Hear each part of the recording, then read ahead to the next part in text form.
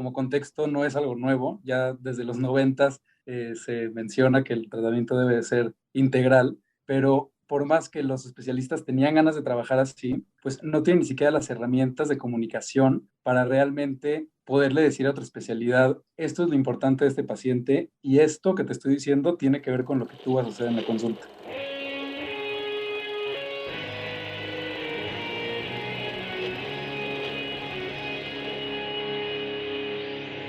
Bienvenidos a Volver al Futuro Podcast, donde platicamos con las mentes que nos impulsan a crear el nuevo paradigma de salud y bienestar. Conducido por Víctor Sadia.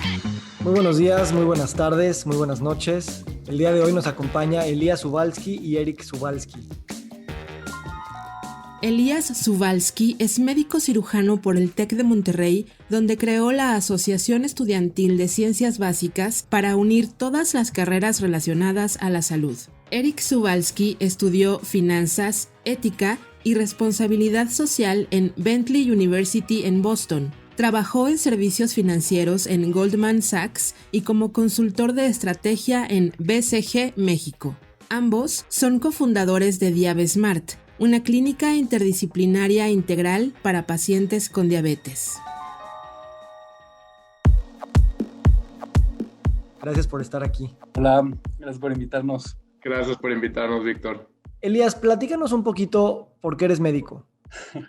La verdad es que mi historia creo que no es la típica. No sabía que iba a estudiar medicina hasta un año antes. Un día, un amigo que tiene Crohn estuvo como un mes en el hospital internado, yo iba a diario y de ahí me nació la idea, como estando en el hospital, ahí me di cuenta que siempre me había gustado la ciencia, había muchas cosas de la medicina que me gustaban, entonces apliqué para estudiar medicina en el TEC, me aceptaron, lo vi como una buena señal y entré a medicina. ¿Y qué pasó en los primeros años de la carrera? La verdad es que cuando estaba estudiando me gustaba mucho lo que veía, pero fue hasta la clínica, hasta que tuvimos como exposición ya a pacientes, a la vida real, que hubieron cosas que me llamaron mucho más la atención y que me impactaron mucho más que lo que estaba viendo en las clases. Ahí me di cuenta que no quería seguir el camino típico de hacer una residencia, una especialidad médica y dedicarme a consultar. Habían cosas que veía en el sistema que me llamaban más la atención, que se podían mejorar,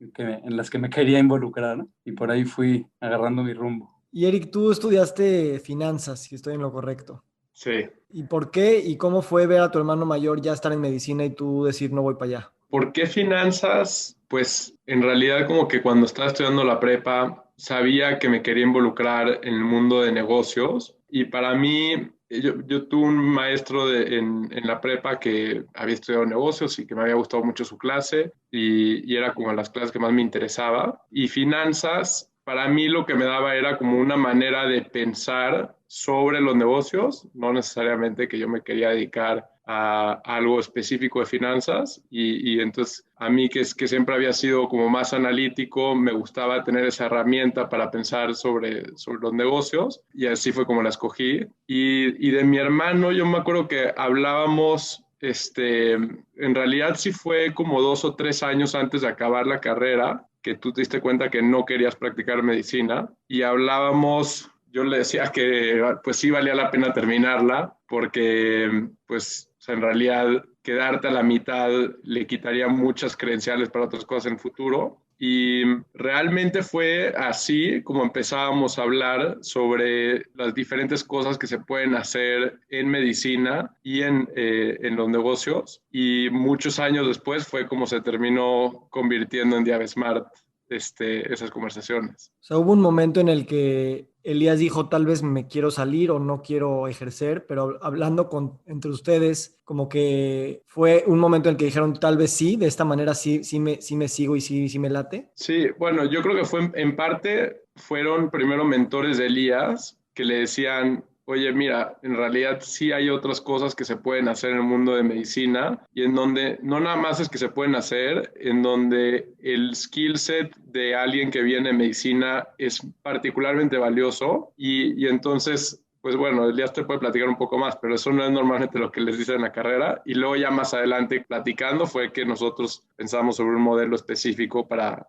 lanzar. Eso que dice Eric es muy interesante porque estando en medicina como estudiante hay como estas reglas no escritas, ¿no? Que dicen, desde no digas que vas para cirugía plástica porque no te van a tomar en serio y no te van a pelar, hasta no te salgas del camino de hacer una especialidad. O sea, siempre la pregunta es, ¿qué especialidad vas a hacer? O sea, como que no te dan opciones de que estudiando medicina realmente se pueden hacer muchísimas cosas. O sea, y en verdad, ahora que lo veo, hay muchísima oportunidad y creo que es importante que les enseñen eso. Pero yo creo que tuve la suerte, la fortuna de que me tocaron muy buenos mentores. En mis rotaciones, cuando preguntaban de qué especialidad ibas, yo les decía que yo no quería hacer especialidad, que estaba viendo qué hacía dentro de medicina. Y la verdad es que lo tomaban muy bien. Me acuerdo que, por ejemplo, en geriatría, el doctor me decía, ay, es que tienes que poner una clínica de día para los adultos mayores, hace falta esto y hace falta el otro. En oftalmología igual, o sea, como que me daban ideas y yo veía todas las oportunidades a las que podía llegar y eso me motivaba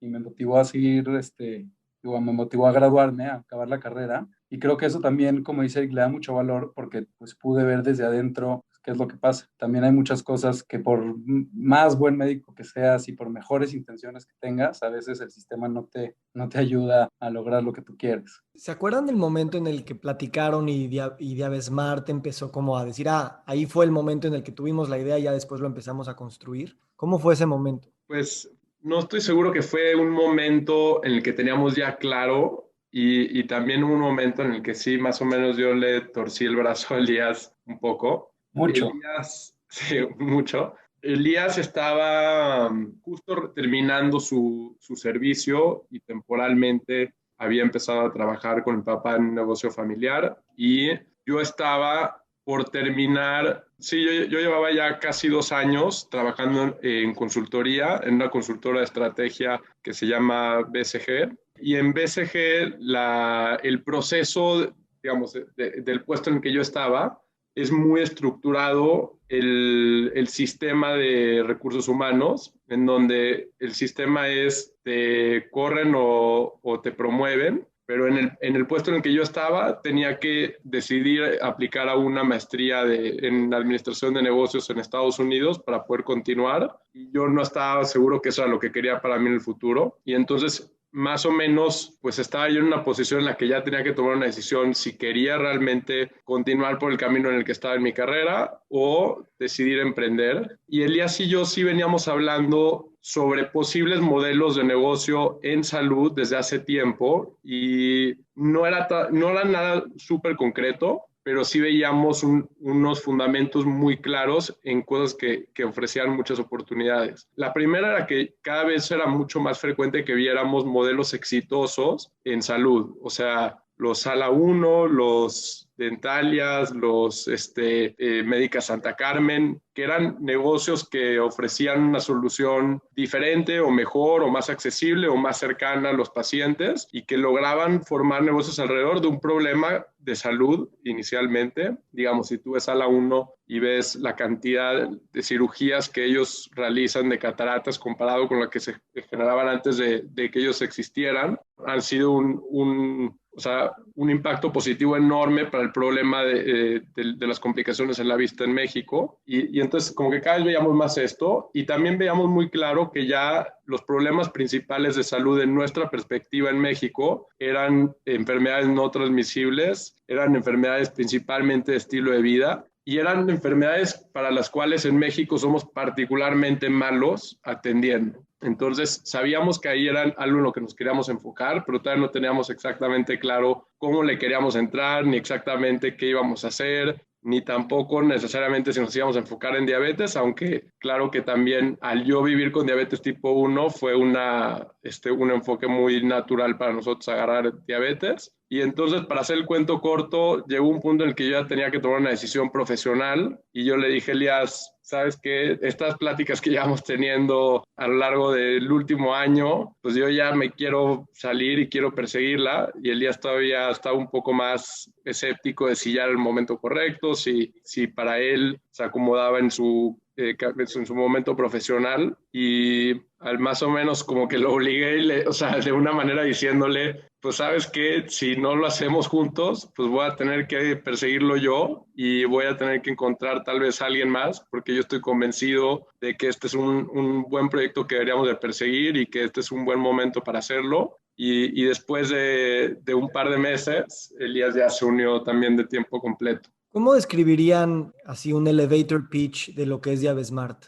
En nuestra perspectiva de Avesmart es una solución integral para una persona, para el manejo de la diabetes. El problema ya se conoce, la gran mayoría de los pacientes tienen que hacer un montón de cosas para realmente alcanzar los niveles de glucosa bajo control y muy pocos realmente lo logran. Entonces, Diabesmart lo que hace es que agrega todas las especialidades y todos los servicios que necesitan y los ofrece de una manera muy amigable, muy cercana al paciente y muy humana, lo cual nos produce resultados clínicos extraordinarios. En una entrevista que oí de ustedes hace poco, Elías decía que todos hablaban de trabajo integral, pero realmente nadie está haciendo trabajo integral. Entonces, ¿cómo esa palabra ha ido robusteciéndose con el tiempo y cómo lo han aplicado en ese trabajo multidisciplinario? La verdad es que la palabra integral cada vez se escucha más, cada vez está como más de moda y eso en cierta forma nos ha ayudado a que la gente lo vea como que lo relaciona con algo bueno, con algo superior. Pero la verdad es que hay muy poca comunicación y muy poca interacción entre las diferentes áreas de la salud. Y eso empieza desde la carrera, desde que te enseñan cómo manejar las enfermedades, te enseñan solamente tu parte y no te enseñan la importancia de las otras áreas, siendo nutrición, siendo psicología, siendo todos los temas de actividad física, todas las especialidades que puedan tener que ver con alguna enfermedad, pero no te enseñan ni siquiera a comunicarte. Eso fue uno de los retos principales que tuvimos al unir al equipo, además de buscar a gente que tuviera esta convicción y estas ganas de manejar la diabetes como debe de ser, que como contexto no es algo nuevo, ya desde los 90 se menciona que el tratamiento debe de ser integral, pero por más que los especialistas tenían ganas de trabajar así, pues no tienen ni siquiera las herramientas de comunicación para realmente poderle decir a otra especialidad, esto es lo importante de este paciente y esto que te estoy diciendo tiene que ver con lo que tú vas a hacer en la consulta. Entonces, es importante, por ejemplo, que la nutrióloga sepa si el paciente está con insulina o si está con diferentes medicamentos, si está pasando por algún grado de depresión o de falta de aceptación de la enfermedad o en qué etapa del cambio está. Que nosotros usamos mucho la entrevista motivacional, que es una herramienta para detectar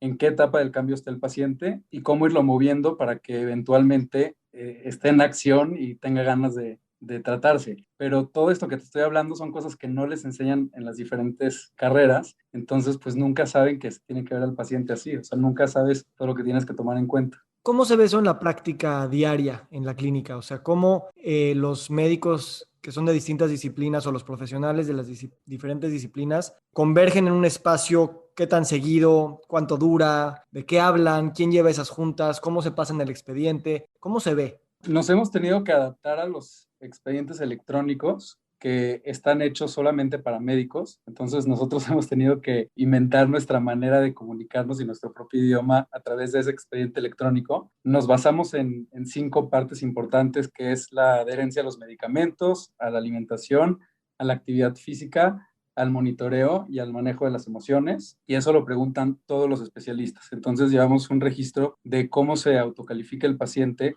en estas 5 cosas que las consideramos como las más importantes. Además de esto, pues dentro del expediente puedes ver cuáles son las áreas más importantes que tienen que ver con tu especialidad y tenemos también sesiones clínicas entre todos los especialistas en donde se comentan a los pacientes tomando en cuenta todas las áreas, que eso es algo que tampoco pasa. Hasta estando hice el servicio en nutrición, que es en verdad el mejor hospital de México en cuanto a investigación, e inclusive ahí cuando se hace la presentación de casos se hace por especialidad, entonces solamente puedes ver una parte del tratamiento de ese paciente. Algo que también es disruptivo no es este trabajo multidisciplinario, sino la forma de cobrar el servicio.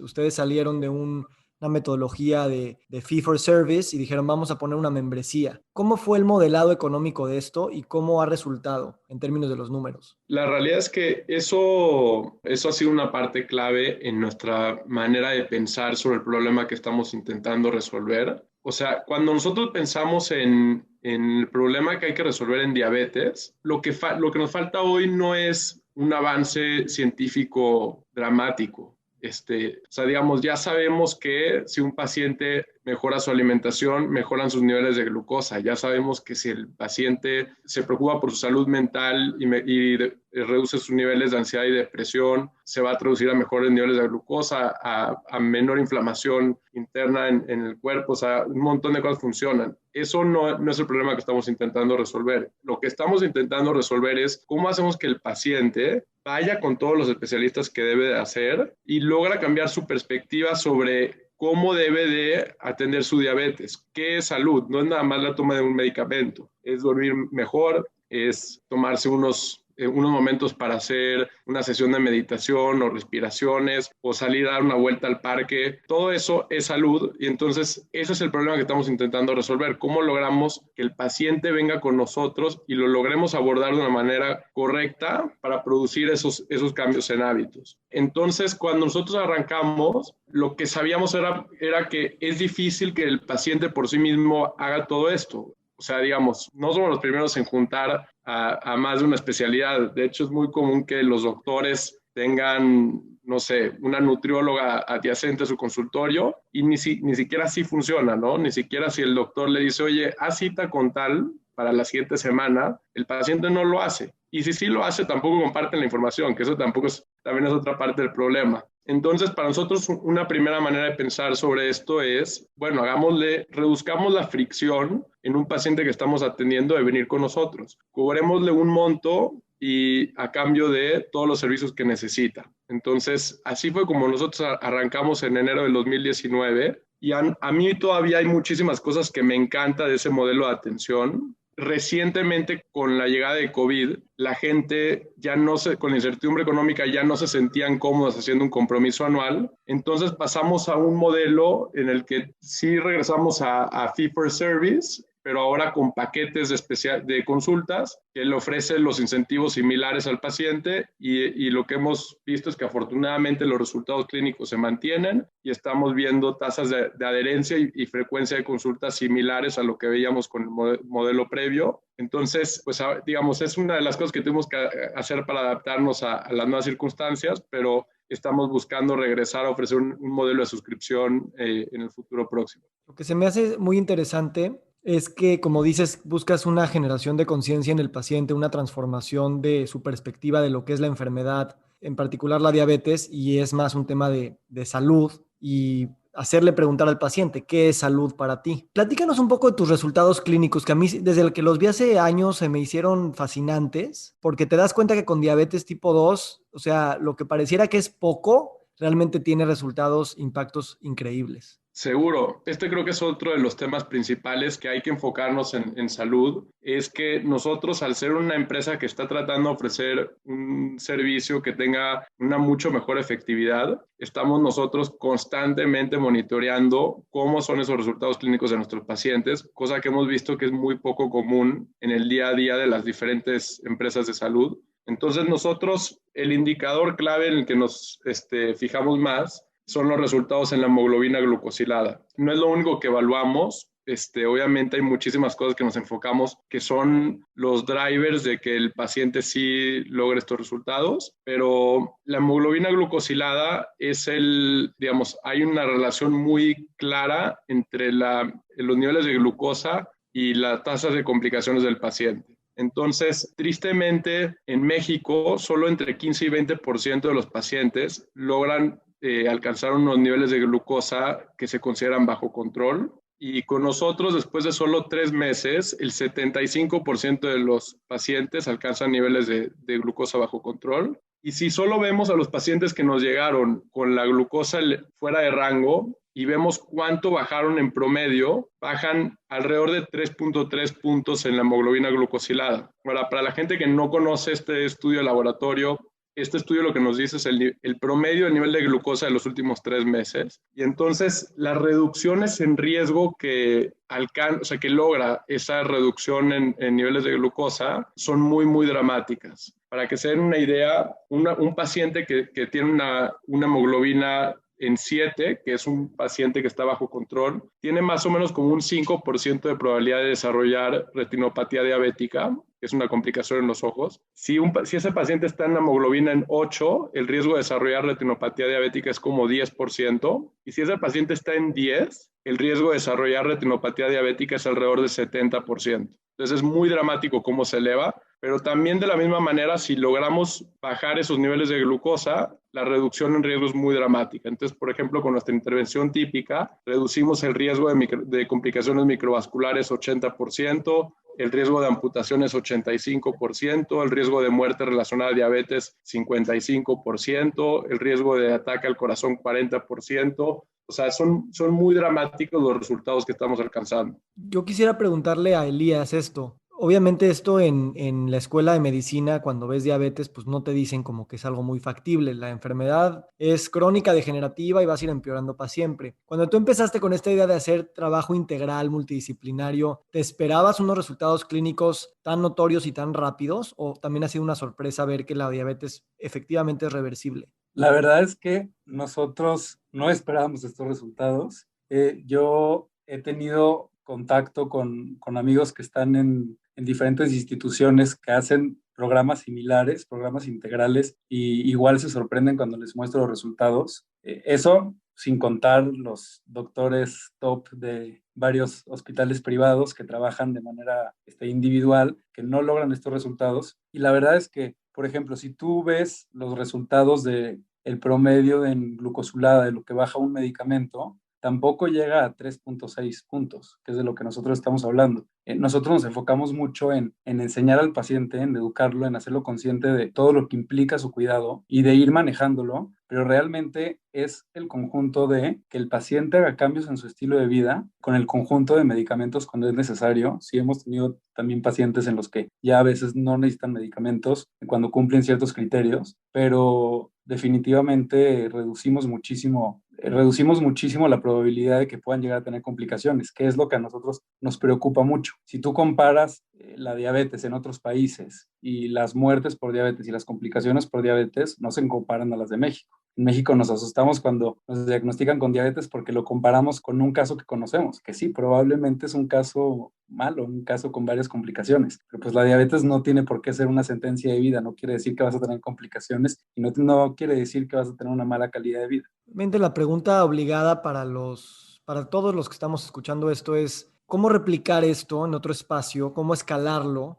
¿No? Y cómo monetizarlo de una manera que aquí se ve luego, que hay un ahorro en costos, en aumentos de productividad, en todo, ¿no? Esperanza de vida. ¿Cómo lo están ustedes planificando para los siguientes años? Bueno, yo creo que una de las cosas principales que le aconsejaría a todas las personas, primero que nada, es que se atrevan a hacerse estas preguntas, porque yo estoy convencido del poder de la innovación en mejorar los resultados clínicos de ciertos problemas médicos que atendemos, y de la calidad de vida. O sea, yo personalmente, por ejemplo, que he vivido con diabetes tipo 1 desde hace 20 años, el día que empecé a usar una microinfusora, mejoró mi calidad de vida dramáticamente. Esta no es ni siquiera una innovación muy reciente, ¿no? Pero, o sea, no subestimemos la capacidad que tienen todas estas innovaciones dentro de empresas que están tratando de atender el sistema de salud, el impacto que tienen en los pacientes. Igual, recientemente, cuando empezó a usar el monitor de glucosa continuo de Freestyle,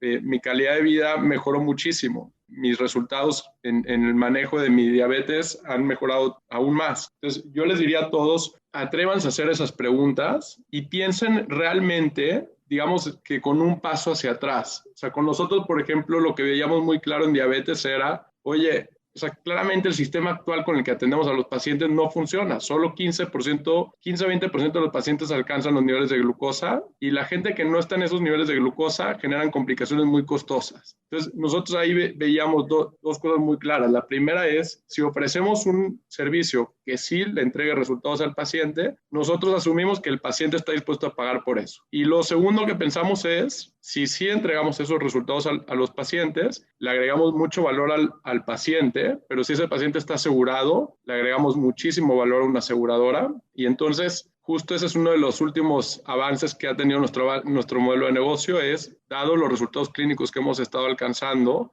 ahora sí estamos recibiendo el interés de las aseguradoras de empezar a trabajar juntos y justo estamos ahorita lanzando el primer piloto con una de las aseguradoras líderes en el país. Entonces, ahora no sabíamos todo esto cuando arrancamos. Lo que sí teníamos muy claro era el sistema actual no funciona y si ofrecemos una solución que sí funcione, deberíamos de esperar que la gente esté dispuesta a pagarnos por eso. Entonces, yo les diría a todos que piensen lo mismo para los miles de padecimientos que el sistema de salud no es efectivo para atender, sea problemas gástricos, problemas, no sé, o sea, hay un montón de enfermedades crónicas que requieren que el paciente tome algo de control en su vida, que el sistema de salud tradicional no es efectivo. Y entonces yo les diría a todos que busquen esas, digamos, esas enfermedades y esos problemas que hay que resolver. También hay un tema aquí interesante, ¿no? Hablando del trabajo multidisciplinario en medicina, a veces creemos que lo multidisciplinario nada más se queda en las áreas de la salud y el bienestar, pero aquí se ve una alianza interesantísima entre una cabeza médica que de por sí ya era crítica del propio sistema, con una mentalidad de business, de finanzas, de números, y es otra disciplina que entonces empezamos a ver que los proyectos disruptivos en salud, pues es una confluencia de disciplinas que a veces pensamos que no tenían nada que ver. Y eso se me hace muy, muy interesante. ¿Cómo creen ustedes que el modelo de Diabesmart se va a poder seguir robusteciendo con trabajo multidisciplinario en clínica o con otras actividades, programas o cosas que también estén construyendo? Y también interdisciplinario hacia afuera. Ahorita ya mencionaron los seguros. ¿Qué otras players están ahí jugando con ustedes? Si quieres la primera, Elías, o sea, ¿qué le falta al espacio clínico? ¿Qué le están construyendo ahorita? Y ahorita, Elías, Eric, nos platicas de afuera. Bueno, en cuanto a la parte clínica, desde el COVID nos adaptamos a la telemedicina y ahorita hemos hecho un modelo muy interesante de telemedicina y consultas clínicas físicas.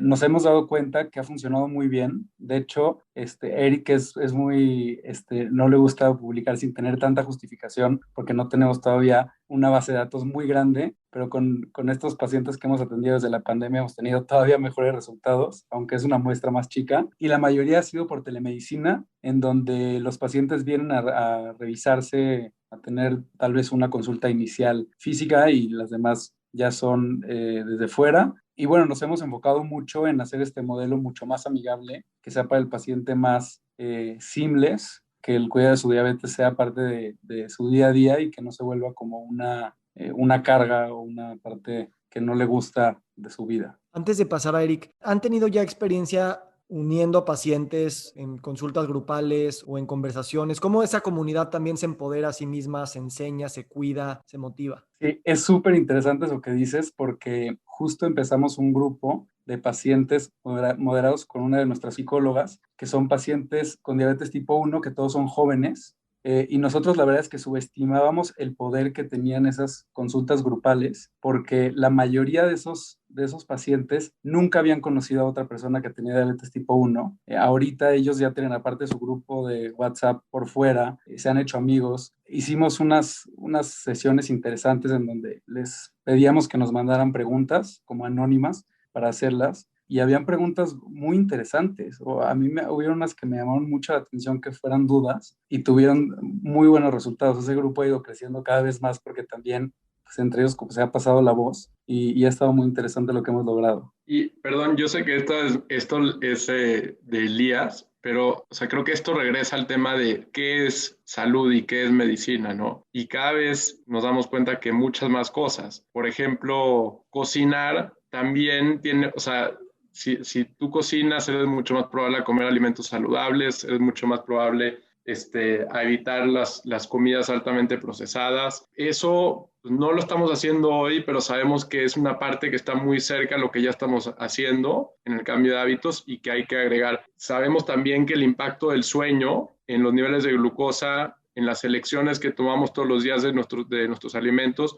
es una variable muy importante. Y hasta ahorita solo hemos rascadole muy poquito a la parte del sueño y no lo hemos logrado todavía integrar como una parte clave. Pero así como esta, hay muchísimas otras cosas. Hay otras cosas más tradicionales que ya se saben, como por ejemplo actividad física. Pues no es lo mismo nada más recetarlo a decirles, oye, mira, hazlo así y haz este tipo de ejercicios y cuando sí los hagas, deberías de comer esto después o esto antes. Así como eso hay un montón de cosas, o sea que todavía tenemos que sacarle jugo, complementando todavía más la oferta clínica que hacemos, pero sin dejar a un lado lo que decía Elías. Lo más importante es lograr que el paciente sí lo haga. O sea, todas estas cosas ya se saben. Igual que te decía, ya sabemos que si le recetamos al paciente que medite 10 minutos todos los días, va a tener resultados. No es fácil que la persona medite 10 minutos todos los días. Entonces, eso creo que es la parte más importante. Y de otros modelos,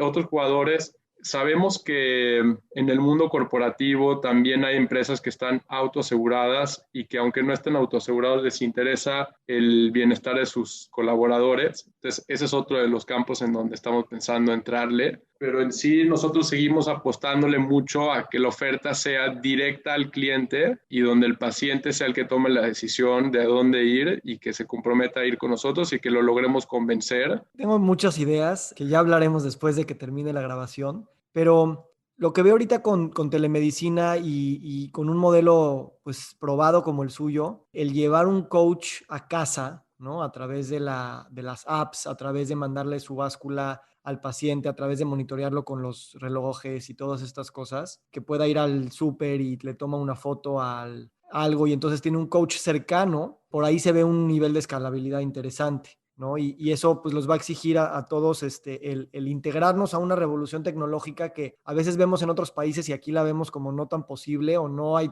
tanta adopción, pero pues habría que dar esos brincos, ¿no? ¿Cómo los veo sintiendo? ¿Cómo están viendo estas cosas? Pues es que nosotros también tenemos muchísimas ideas de todo lo que podíamos hacer en la parte de tecnología. Hay muchísima oportunidad y muchas cosas que se pueden hacer y que se pueden lograr. Nada más que estamos conscientes que es adaptar este modelo y esto que está funcionando para todavía mejorarlo y no empezar nada más con la parte tecnológica. Como dato curioso, hay un estudio que a nosotros nos llama mucho la atención que se hizo del 2005 al 2017, creo, por ahí, en donde se muestra que en esos años han habido muchísimos avances tecnológicos en aplicaciones, nuevas medicinas, nuevos sistemas para monitorearte y las estadísticas de diabetes en cuanto a complicaciones no han mejorado, de hecho han empeorado. Entonces, mucho está en la manera en la que lo entregas, en la manera en la que tú lo estás dando, en la manera en la que conectas con el paciente. Porque si no conectas con el paciente, si el paciente no tiene la confianza de decirte cuáles son sus problemas, qué es lo que le está pasando, y no tiene la confianza de hacerte las preguntas, pues puede tener todas las herramientas del mundo, pero no las va a saber usar. Me encanta, Elías. Y la verdad es que eso normalmente no lo oyes de un médico, lo oyes más de un paciente, como pues estoy desconectado. Y yo también creo que ese es uno de los temas principales de... Ahorita justo antes de entrar a grabar me mandó un doctor, pues que es especialista en diabetes precisamente. Me dice, el mejor regalo que le puedes dar a alguien es el presente. O sea, ¿qué tan presente estás? ¿No? Como profesional de la salud, como padre de familia, como amigo, lo que sea. Y yo creo que ese es el gran tema, así es que gracias por traerlo. Y la pregunta de la civilización contemporánea es eso, es cómo vuelves esa presencia vital a través de la electrónica, a través de la tecnología. Sí, y creo que complementando mucho esto y regresando a la pregunta que nos hacías de qué le dirías a alguien que está pensando en emprender en salud, yo diría que muchas de las cosas que a nosotros nos han parecido o bueno, hemos visto que no funcionan, son las personas que dicen, yo quiero hacer algo de tecnología y lo quiero hacer así y esto va a servir para salud. Y la pregunta tendría que ser tendría que ser al revés. Oye, ¿cuál es el problema que estoy intentando resolver? ¿Será que la tecnología me ayuda a hacerlo mejor? Y en ese sentido, telemedicina sí tiene sus cosas muy positivas. Por ejemplo, teníamos gente que decía, híjole, yo la verdad ya había dejado ir a las consultas de nutrición y de psicología y ahora que están ofreciendo por telemedicina y no tengo que echarme 2 horas en el transporte público para llegar a ustedes, me las puedo echar mucho más fácil desde mi casa o desde mi oficina o desde donde sea, ¿no? En eso, claro que es un positivo, pero también sabemos que para muchos pacientes no es lo mismo el vínculo con su profesional de la salud cuando están en persona y entonces en eso la telemedicina sí tiene sus limitantes. Entonces, nosotros digamos que vemos todas estas cosas de tecnología como muchas cosas que tienen potencial para ayudar, pero nos mantenemos centrados en que el problema que estamos intentando resolver es cómo hacemos que el paciente sí haga este cambio de hábitos y cómo realmente logramos ayudarle. Y si eso es a través de un Zoom o es a través de un wearable que nos da su información y lo podemos detectar sin que venga a consulta, me parece buenísimo. Si no es a través de esas herramientas, igual el problema sigue existiendo y lo tenemos que resolver. Ya para ir cerrando, quisiera compartirles una pequeña reflexión que siento que podríamos compartir de alguna manera. Yo cuando empecé a hablar de diabetes tipo 2 y empecé a leer que era reversible, pues me daba miedo decirlo en voz alta, hasta en un cuarto solo, ¿no? Y poco a poco he ido tratando de mostrar que hay que hablarlo, hay que salir del closet de alguna manera con esos temas, porque hay mucho dogma allá afuera que no está preparado para escucharlo y tal vez no va a estar, pero hay mucha gente que necesita escuchar estas cosas porque también están basadas en ciencia. Entonces, ¿cuál es su posición ahorita al respecto de la reversibilidad de la diabetes y cómo vamos construyendo narrativas para que cada vez estén más presentes estas en el mundo médico, en la cultura y mismo también en la manera de enseñar medicina, ¿no?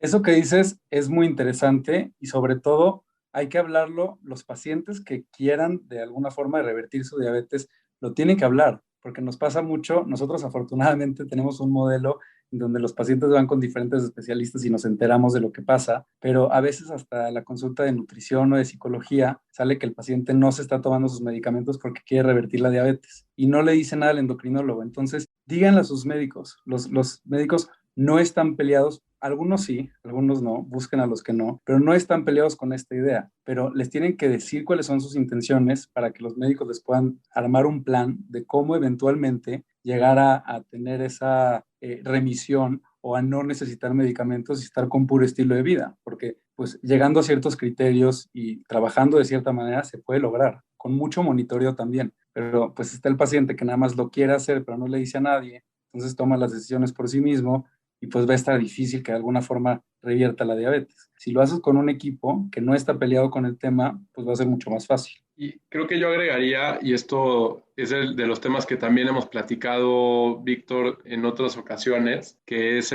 la cultura y el uso del lenguaje. Acá se vuelve muy relevante. Mucha gente asume que la diabetes es algo que poco a poco con el tiempo va a ir empeorando y da por hecho que así funciona.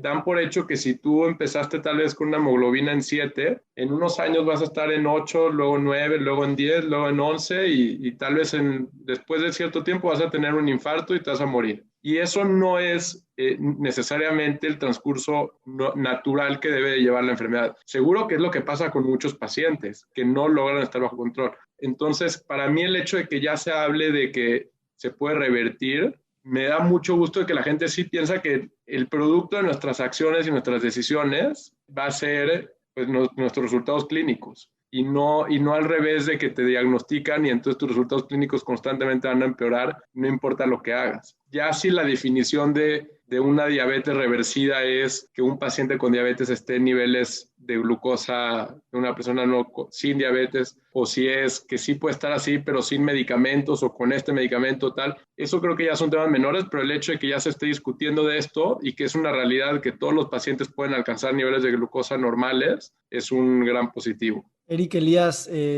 los felicito. Realmente desde que nos conocimos hace unos años teníamos ideales comunes y nada más veo que el trabajo de su parte continúa y continúa y ya los veo haciendo un impacto muy, muy grande en la población, no solo nacional. ¿Algo que quisieran agregar para cerrar esta gran conversación? Bueno, que vengan a consultar con nosotros, a todos los pacientes que están escuchando este podcast. Primero, gracias por escucharnos en toda esta plática, pero además háganse la pregunta de si el servicio que están tomando realmente les está entregando los resultados que deberían de tener. Hay muchos pacientes, por ejemplo, que siempre nos dicen, es que yo voy con un doctor muy bueno y a mí me gusta mucho, y cuando les preguntamos sobre sus niveles de glucosa, nos dicen, no, normalmente estoy más alto, pero es que él es igual muy buen doctor. Oye, no descarto que tal vez ese sea un muy buen doctor, pero la oferta que estás recibiendo no está siendo suficiente para lo que tú necesitas.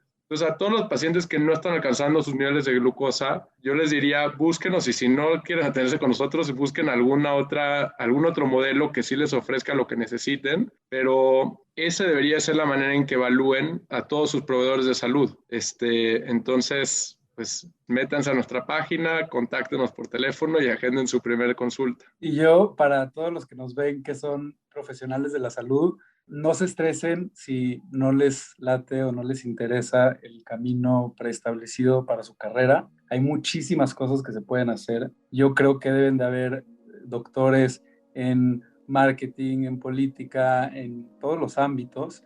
Hay muchísimas cosas que se pueden hacer. Traten de resolver los problemas que ustedes realmente quieran resolver desde el lado humano. Vean ustedes como humanos, no como médicos, cuáles son los problemas más comunes, cuáles son los problemas que pasan sus familiares, las personas que conocen o en el sistema de salud por las experiencias que han tenido, y no tengan miedo de salirse. Van a encontrar que hay muchísima gente que los apoya. Elías, Eric, muchísimas gracias. Les deseo un feliz día. Gracias a ti, Héctor, por la invitación. Un abrazo. Nos encantaría recibir tu retroalimentación de estos podcasts para continuar generando contenidos que te sean útiles e interesantes. Si puedes, déjanos un comentario en la página web victorsaadia.com.